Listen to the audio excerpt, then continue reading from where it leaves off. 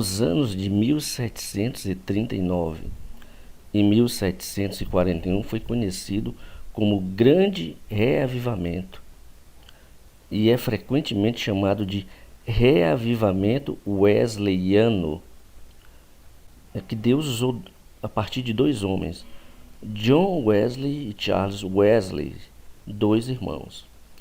Embora Deus tivesse usado grandemente George Whitefield, que é outro homem consagrado na fé, os dois irmãos Wesley e dúzia de pregadores leigos para acender o fogo do reavivamento, John Wesley pregou em mais lugares, a mais pessoas e durante um maior número de anos do que os outros. Ele também fez mais para conservar o fruto do reavivamento.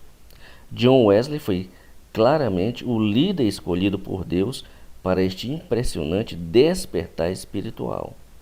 Então, os anos de 1739 e 1741, Deus usou esses homens, John Wesley, Charles Wesley, George Whitefield, poderosamente. Em 1729, quer dizer, antes desse período, Charles Wesley, o irmão de John, e mais dois estudantes começaram um pequeno grupo que se reunia para oração. Mais uma vez, oração, estudo bíblico e encorajamento mútuo. John logo tornou-se o líder do grupo, que era chamado de Clube Santo, onde a gente já viu na nossa época as pessoas se reunirem, formarem grupos para orar. Nós temos isso no nosso Telegram, viu?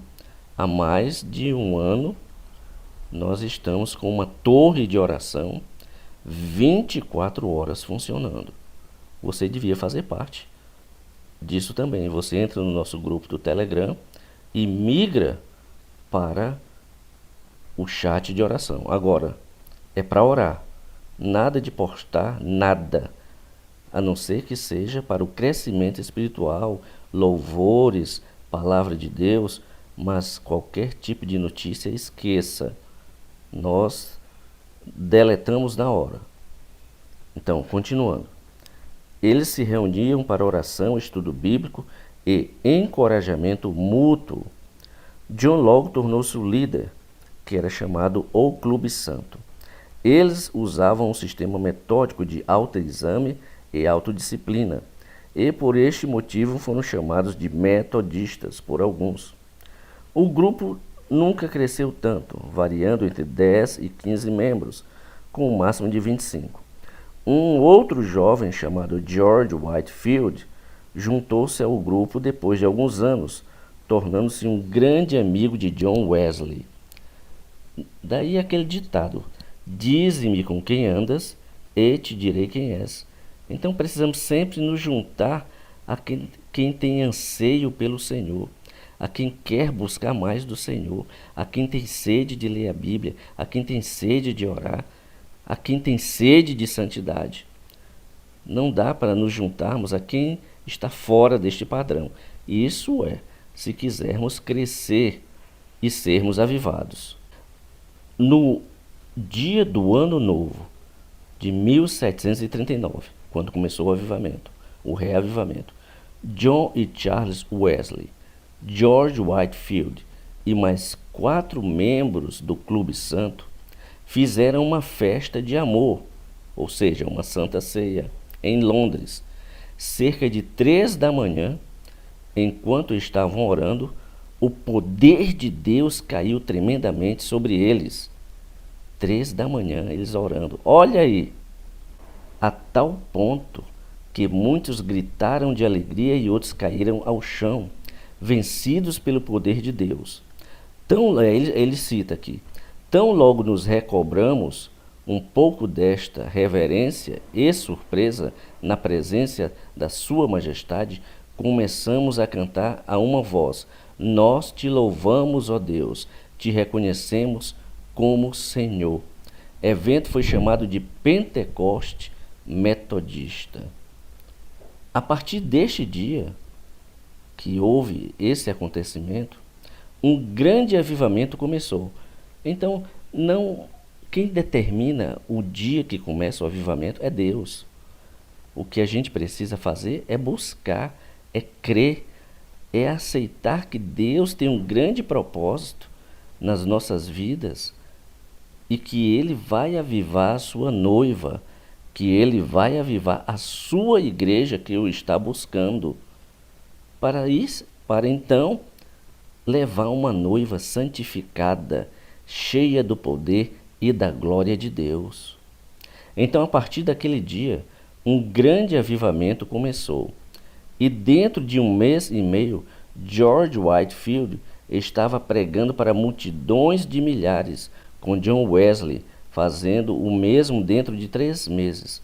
Com apenas 22 anos de idade, 22 anos, George Whitefield começou a pregar ao ar livre. As multidões aumentavam diariamente, até chegar a 20 mil ouvintes. Você já pensou isso? Onde nós temos visto atualmente algo desse tipo?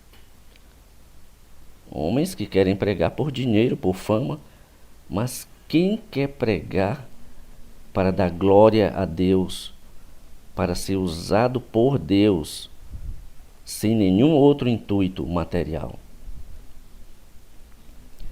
E aqui continua: os mais ricos ficavam sentados em seus coches e outros em seus cavalos. Alguns sentavam nas árvores, e em toda parte o povo se reunia para ouvir Whitefield pregar. Todos eram às vezes levados a chorar conforme o Espírito de Deus descia sobre eles. Será que isso é impossível para nós hoje? Será que ficou só para aqueles homens do passado? Por que não enveredamos por este caminho para nos avivar-nos com o poder de Deus?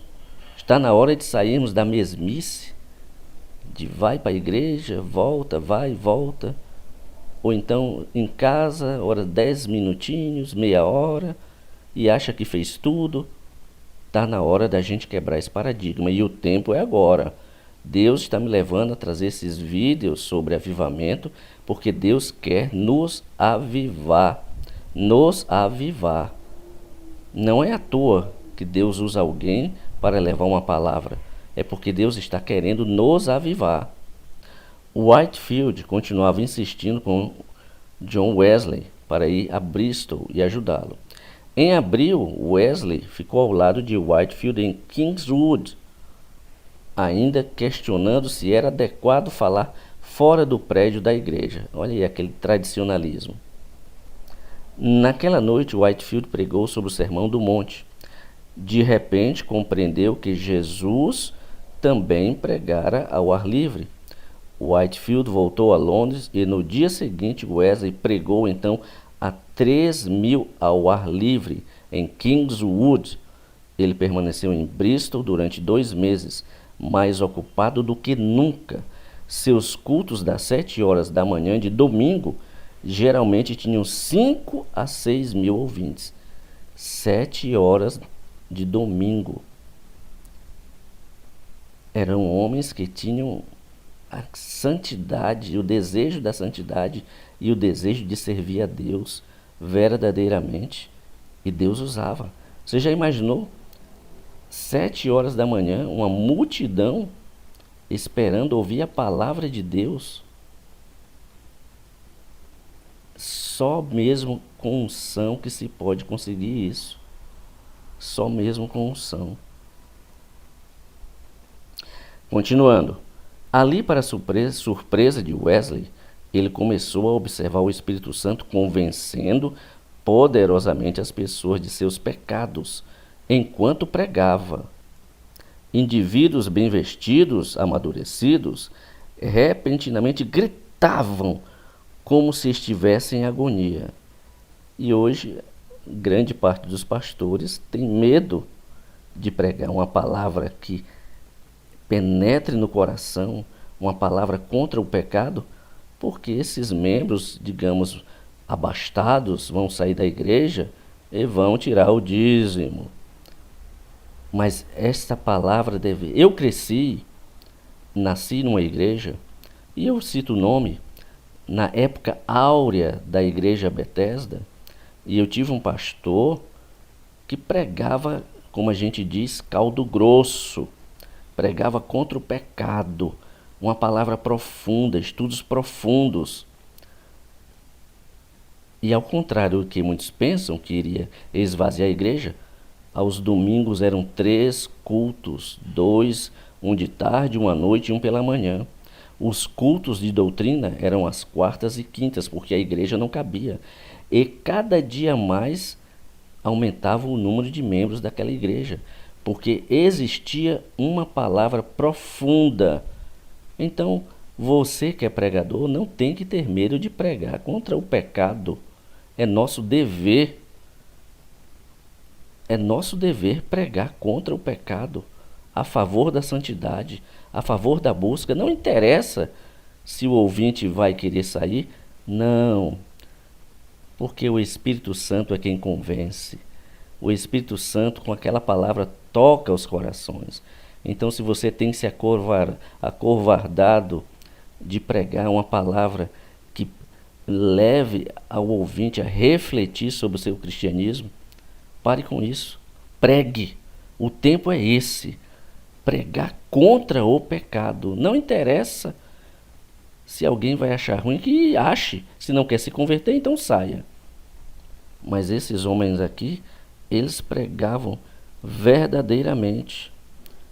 E aí ele diz, indivíduos bem vestidos, amadurecidos, repentinamente gritavam como se estivessem em agonia, tanto homem como mulheres, dentro e fora dos prédios das igrejas, tremiam e caíam no chão. Já pensou o poder que é a palavra, pregada por um homem que pagou o preço em jejuar e orar, cheio da unção? Será que nós não devemos ter essa, vou abrir umas aspas aqui, essa santa inveja?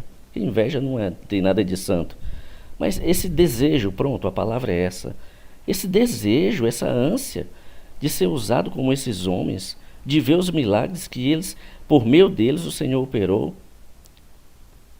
O tempo é chegado, irmãos. Ou nós pagamos esse preço, ou nós vamos ficar para trás. Que Deus vem buscar uma noiva viva, não é morta como está. Não, é uma igreja avivada, é uma noiva irradiando a luz do Senhor, irradiando santidade. Quando Wesley interrompeu seu sermão e orava em favor deles, logo encontravam paz e rejubilavam-se em Cristo. Que fantástico a história desses homens. Eu sempre li sobre eles, sempre fiquei maravilhado. E a diferença, como eu já disse, é que eles pagavam o preço do jejum e oração. O ministério de evangelismo de John Wesley continuou a crescer e ele começou a criar sociedades do avivamento. Olha que coisa grande! Sociedades de avivamento. Nos lugares onde ele ministrava, estes grupos pequenos se reuniam para oração, encorajamento e estudo bíblico. O que eu falei do tripé para o avivamento: arrependimento, oração e estudo da palavra. A partir daí, Deus opera. John Wesley viajou extensivamente na Inglaterra e na América, e o fogo do avivamento se espalhou rapidamente. Em agosto de 1770, havia 29.406 membros, 121 pregadores e 50 zonas na Inglaterra e 4 pregadores e 100 capelas nos Estados Unidos. Quando Wesley morreu no dia 2 de março de 1791, havia mais de 120 mil metodistas nas suas sociedades. Precisamos, urgente, dessa chama do avivamento, desse desejo por Deus, desse desejo por orar, desse desejo de ler a palavra, porque a hora que vem é essa. Então que esses vídeos, esse é o terceiro, tem mais, que nós possamos encarar com sinceridade já no início deste ano, porque o propósito de Deus, creio, é para este ano. O avivamento será ultra rápido, mas ultra poderoso. Que Deus te abençoe poderosamente e vamos continuar. Deus te abençoe.